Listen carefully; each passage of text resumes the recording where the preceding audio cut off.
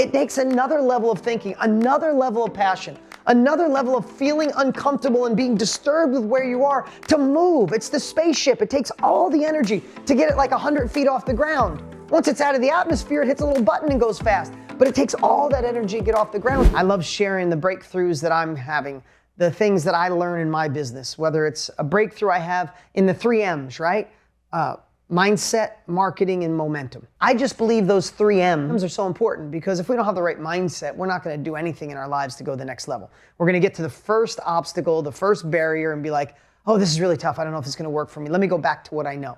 If you were happy with what you know or where you were, you'd be there. You wouldn't be here today. You'd be doing something way different today than spending this time with me. So we always have to work on our mindset, and it is a muscle.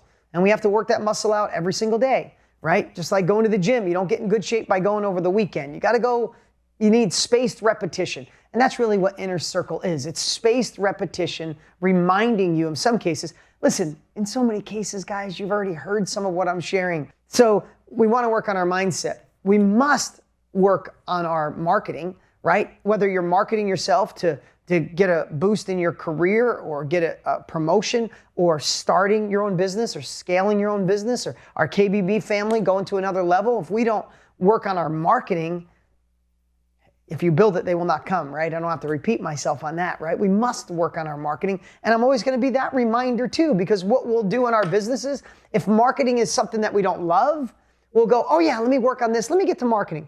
You know, I'll do the marketing tomorrow. Let me change the color. Let me make it longer. Let me make it bigger. Let me make it brighter. Let me make it better. Let me change the color of my logo. Let's do the font different. Let's adjust the page. I'll create a whole new module. That's what I'll do this month. If you don't obsess and learn to love marketing and we allow ourselves to go in other directions, then we'll have a really good idea and we'll wonder why other people in our space are doing well and we're not, right? Do you ever see somebody go, wow, my product's better than that? Why are they doing so well? Because they're marketing, because they're selling, because they're making an impact. And when we shift that mindset, like, you know, I always talk about maybe too much, is selling is service. And if you don't love what you do so much, then step up what you do to absolutely love it. And then know that you're not serving people if you don't get it in their hands. And then the last part that we do is momentum, right? How do we keep the momentum of the right mindset, the momentum of the marketing? And that's why I try to mix it up. Something that hit me this month that was pretty like in my heart. I heard a story once where if you had $1 million racehorse, right? Think about this. If you had $1 million racehorse, would you make it stressed out? Would you overwhelm it to the point where it couldn't even function, like so many things going on at once? Would you feed it water all the time? Would you give it crappy food or would you give it really good food, right? Would you beat it, like, would you make it feel bad about themselves? Would you put it in it, like, think of all the things you would do for $1 million racehorse. But we will have self-talk on, oh my God, I'm missing the opportunity again. I'm too old. I'm too slow. We'll forget to drink water. We'll eat crappy food. We'll talk negative. Like, we wouldn't do it if we owned $1 million racehorse, but you are the multi-million, the 100 million, the $1 billion racehorse. And we only have one shell here and one soul and one thought process. And sometimes we'll treat so many people better and forget this. Kids don't become, again, if you're not a parent, that's okay. Just look through this lens. Kids don't do what you say. Kids become who you are.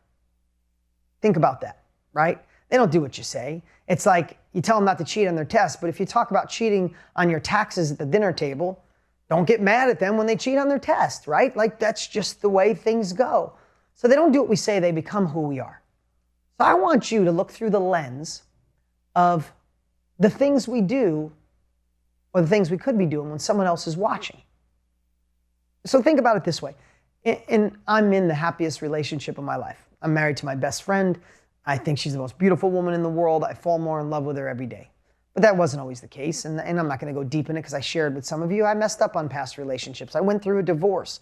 And I could say that now because I'm in this great place, but it wasn't fun, especially wasn't fun for my children, right? It scared me to death. I had anxiety, like the worst anxiety I'd ever had in my entire life, like crippling anxiety when I was worried about my kids and would they be able to adapt and would they be fragmented and would they have to be one person for their mom and one person for their dad and I worried about everything possible.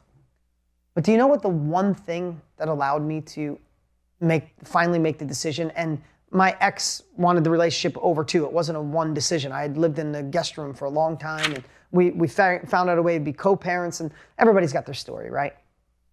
But I have to tell you, this question, the question I want to ask you guys and what I'm going to talk about today is, you know, the one thing that really made the difference? It had been years. I mean, a whole handful of years, since at least 5 years, since we gave each other a kiss, held hands, were romantic, slept in the same room, and all those types of things. Listen, I never talked about relationships back then. I talked about business, marketing, impact, sales, personal development. I didn't talk about relationships because mine wasn't so great. We had a good friendship. We never fought. But you know what got me? Is a dear friend of mine said, I got to ask you something, Dean. I feel like you and the mom of my children, you guys are doing something. You think you're keeping this all together for the children, right? When my daughter's name is Brianna and Brody, my two kids that were then, he said to me, when they grow up, how would you feel if they had the same exact relationship you guys are in? And that freaking floored me. It floored me.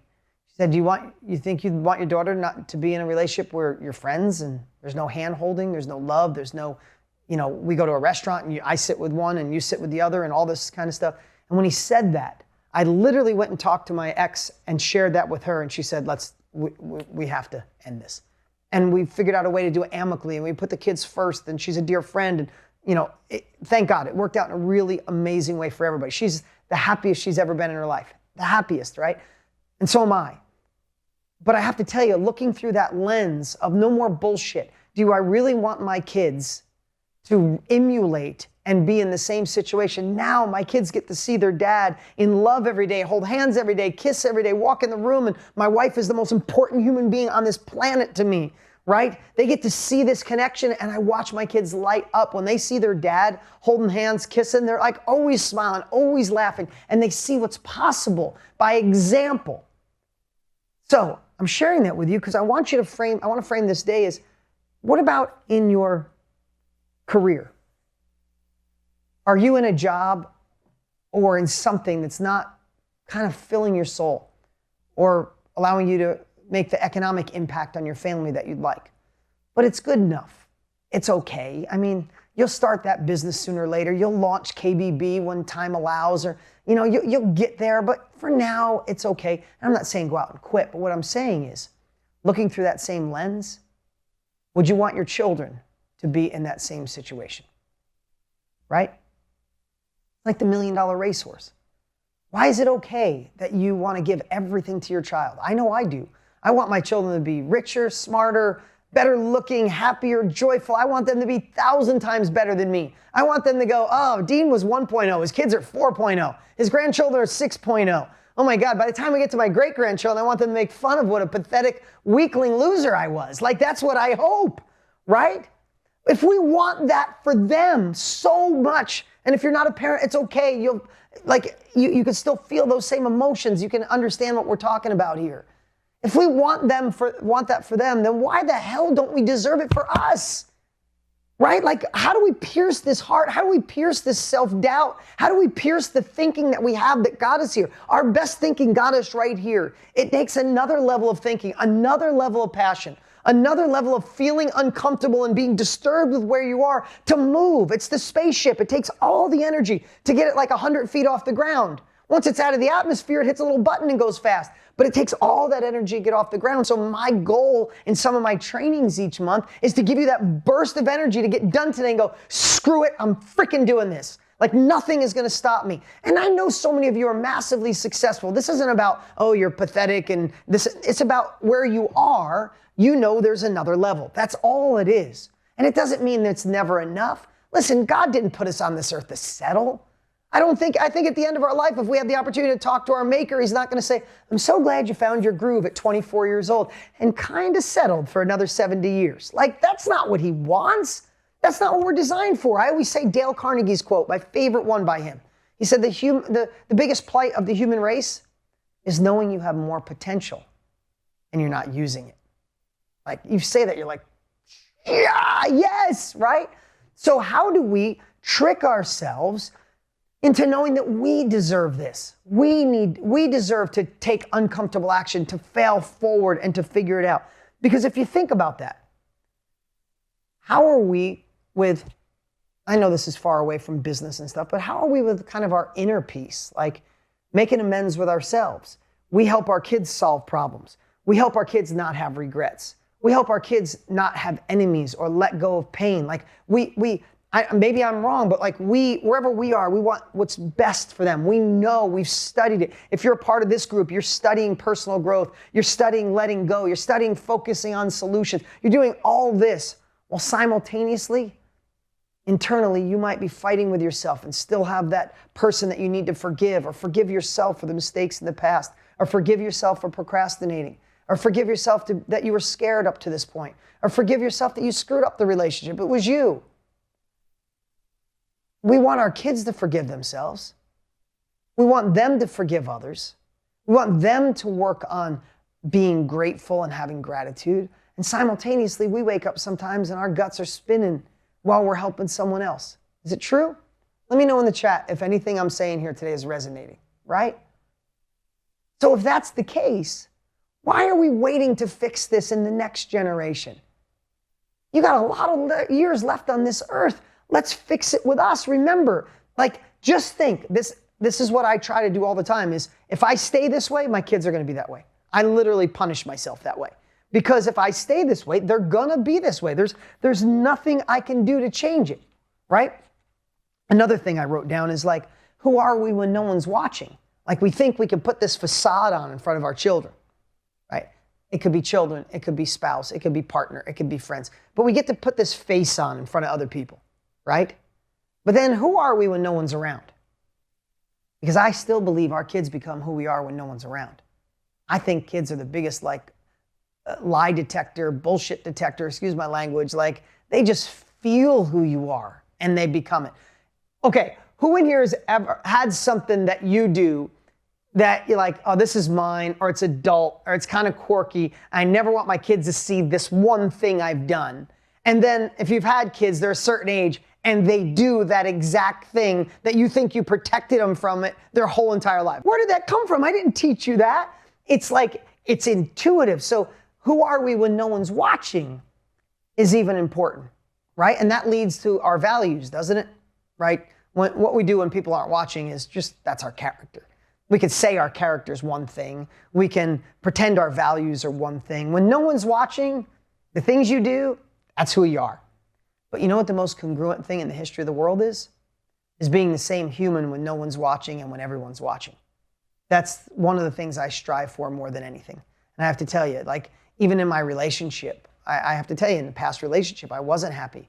And my wife and I were, my ex and I had different relationships. And I have to tell you, I traveled a lot alone, and I'd prefer to do things alone. And I'd make trips up so we could have time apart and all that stuff. It really wasn't congruent. Deep down, I wanted to be in love. I wanted to be connected to someone. I wanted someone to share this journey with me, but I kind of pretended I didn't. My God, it's the most amazing. I don't want to go anywhere without my wife. Like, nowhere. Like she's my everything, right? I wasn't congruent back then, and it felt kind of crappy. And I love that feeling. But what if your children or your hypothetical children grew up and felt like imposters? What if they felt they weren't good enough? What if they let self-doubt push them into a job they hate, but they thought, well, my mom took this job and she stuck with it. She stuck with it for 42 years and she put us through college and she took care of us. If my mom could do that, then you know what? I'm not that happy with this, but I kind of feel like an imposter, so I'm just gonna stick with it. When I say that, does that give anybody else like the hair stand up in their arms of like, now screw that. If my daughter came to me and said, hey Dad, I love you, good to see you this weekend. How's it going, babe? Well, you know, I got that job, and well, I heard you wanted to have your own art company and be a designer and design companies and all that stuff. Yeah, Dad, but you know, I didn't get the best grades in school, and you know, I don't want people to think I'm just living off your coattails, so it's okay. I took that job. You know, it's a good job, great benefits. If I saw her with that kind of expression on her face, I would die. I would die. Like, are you freaking kidding me? Life's too short. It goes by in a second. Like, you don't realize it now, but how fast is time going right now, right? Like, we don't have time for that. And if we feel like the imposters, if we allow that to dominate our space, that's what we're giving out to the world. We're letting people know it's okay to let self-doubt, to let past accomplishments create this imposter syndrome to say you're not good enough. And even if you think it's not a part of you, in so many cases it is. Because if you're not moving forward as fast as you think, there's still one area of your life you think you need to get better at. You may never get better at it, and that's okay. What if you're absolutely perfect for where you are? I still can't read good. I'll never be able to read good, ever. I will never be able to spell good, ever. I will never not want to throw up when I see an Excel spreadsheet with more than 3 lines on it. I will never like having meetings with too many people on the phone. All like, just like anything, like there's so many things I will never be good at. But I got really good at a few things. And those were enough to create really incredible success in my life. I got really good at a few things. So, you know, if you go through any of my courses, you know, I always talk about stop working on your weaknesses. It only robs your strength and your confidence. Just go deep on what you're already good at. What's up? What's up? Hey, don't forget to look at the action steps we've posted below. They are the perfect way to take your success, abundance in this crazy world to a whole nother level.